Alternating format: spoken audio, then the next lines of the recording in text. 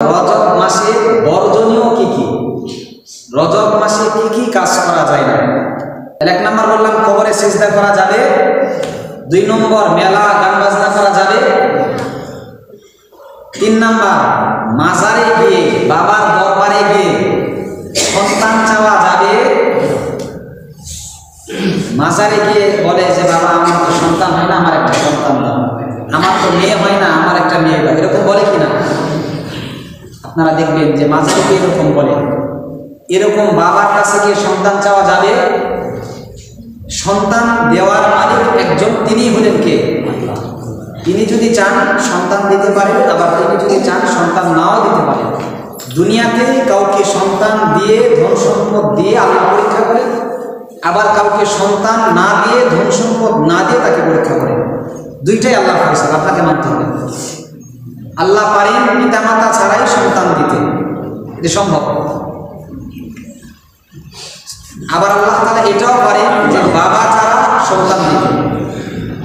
আবার আল্লাহ এটাও পারেন বার্ধক্যে একদম বৃদ্ধ বয়সে আল্লাহ তাআলা সন্তান দিতে পারেন। ইব্রাহিম আলাইহিস সালামের বয়স যখন 80+ তখন ওনার ছেলে ইসমাইল হয়েছিল। আবার ঈসা আলাইহিস সালাম মারিয়ামের ঘর থেকে আসছে পিতা ছাড়া।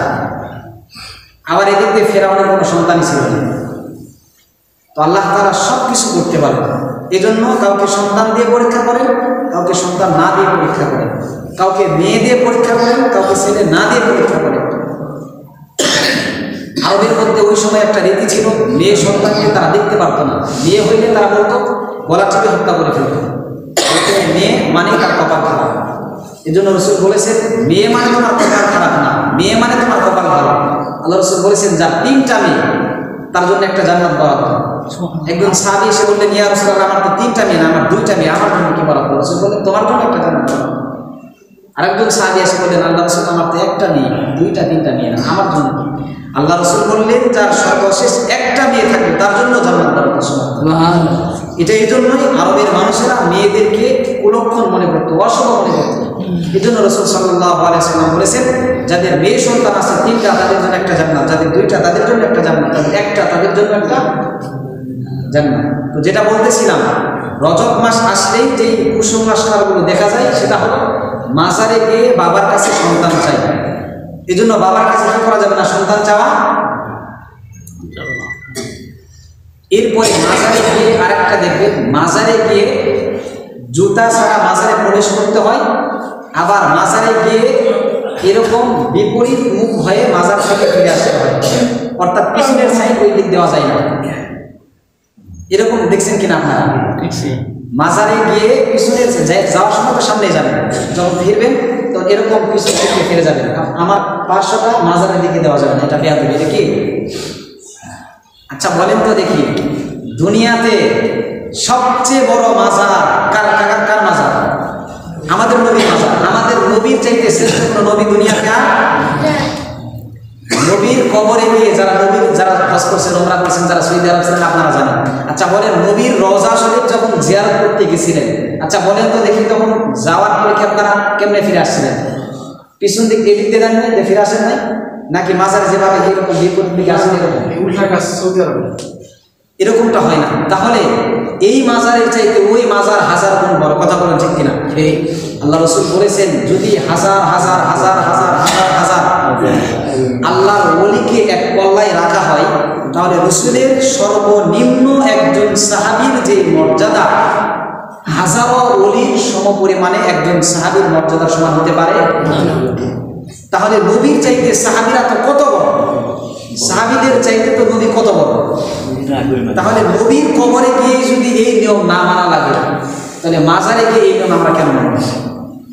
এগুলো কিচ্ছু না। আমি আগেই বলেছি, আল্লাহ তাআলা বলেছেন ওয়া আম্মা মান খাফা মাকামা রাব্বিহি ওয়া নাহান নাফসা আনিল হাওয়া। যে ব্যক্তি বিশ্বাস করে আমাকে আল্লাহর সামনে দাঁড়াইতে হবে, এই বিশ্বাস যার আছে, আর সে তার মন চাই জিন্দেগি থেকে বিরত থাকে,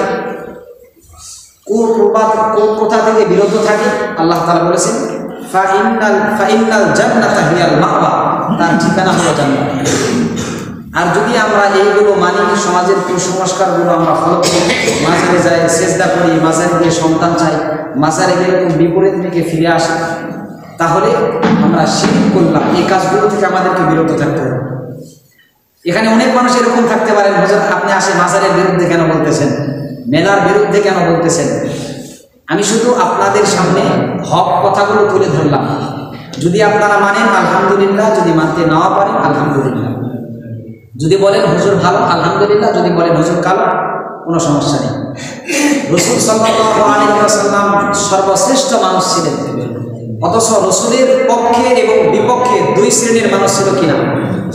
পক্ষে 100টা ছিল থাকলে বিপক্ষ 10টা ছিল, ছিল কিনা? অন্য কেউ না, রাসূলের বংশের মানুষ, কুরাইশ বংশের মানুষ, রাসূলের পরিবারের মানুষ তার বিপক্ষে ছিল। দূরের মানুষ তো বাদ দিলাম, কারণ যারা হক কথা বলে এক শ্রেণীর মানুষ এরকম থাকে, তাদেরকে দেখতে পারে না। হুজুর আপনি হক কথা বললেন আমার ব্যবসা বন্ধ হয়ে যাবে, আপনি হক কথা বললেন মানুষ আমার বিরুদ্ধে আঙ্গুল তুলবে। এজন্য আমি কারো বিরুদ্ধে নয়, আমি কারো বিরোধিতা করছি না, আমি শুধু আপনার সামনে সঠিক কথাগুলো শুধু তুলে ধরলাম। আপনি মানেন, আপনি আমল করেন, আপনার জীবনটা সুন্দর হবে। তাহলে কি বললাম? রজব মাসে যে সমস্ত জিনিস বর্জনীয়, 1 নাম্বার কবরে সেজদা করা যাবে, 2 নাম্বার মাজারে গিয়ে সন্তান চাওয়া যাবে, 3 নাম্বার বললাম মেলা করা যাবে। আচ্ছা বলেন, এক শ্রেণীর মানুষ আমাদের সমাজের মধ্যে এরকম আছে, যারা হিন্দু বৌদ্ধ খ্রিস্টান, এরা যখন মন্দিরে যায়, মন্দিরে যাওয়ার পরে কি করে? তার পূজা করে, তার পূজা করে, করে কিনা? দুর্গা পূজা করে, কত পূজা করে।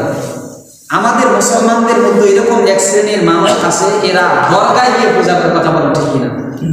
সে যদি দুর্গা পূজা করার কারণে, মন্দিরে গিয়ে পূজা করার কারণে সে যদি কুফরি করে, শিরক করে, তাহলে আমরা মুসলমান, আমি দরগায় গিয়ে পূজা করলে আমার কি অবস্থা হবে? দরগায় গিয়ে পূজা মানে দরগা পূজা না আপনার নাকি? দরগা পূজা আমি গ্রামের ভাষা বললাম, আমরা গ্রামে বলি যে একটা ইয়ে থাকে, এই দরগা যেটা বলে। তো এখানে গিয়ে অনেক সময় দেখা যায় মানুষেরা কি করে, এখানে গিয়ে সিন্নি দেয়, এখানে গিয়ে মান্নত করে, এখানে গিয়ে আবার নাকি সিজদা দেয়, এখানে গিয়ে আবার ওই কাপড়টা নিয়ে দেয়, কত কি করে। তো সে মাজারে গিয়ে সেজদা, সে যদি মন্দিরে গিয়ে সেজদা করে, পূজা করে, তাহলে সে যদি কুফরি করে, শিরক করে। আমাদের মতো কত ভাই আছে যারা দরগাতে গিয়ে এরকম মান্নত করে, সিন্নি দেয়, এরপর সেজদা করে, কত কি করে। তার মধ্যে আমার মধ্যে তাহলে তফাৎটা কোথায়? এই জন্য বিদ্বেষ আকারে নয়, আসুন ভালোবাসার নিয়তে, নিজেকে ঠিক করার নিয়তে, নিজের পরপার ঠিক করার জন্য, সুন্দর করার জন্য আমরা এই সমস্ত শিরক বেদাত সমাজ থেকে দূরে সরিয়ে দিই। যারা এই কাজগুলো করতেছেন আমি তাদেরকে বলবো, এই কাজগুলো থেকে আমরা ফিরে আসি, ধমকের সুরে নয়, ভালোবাসার সুরে।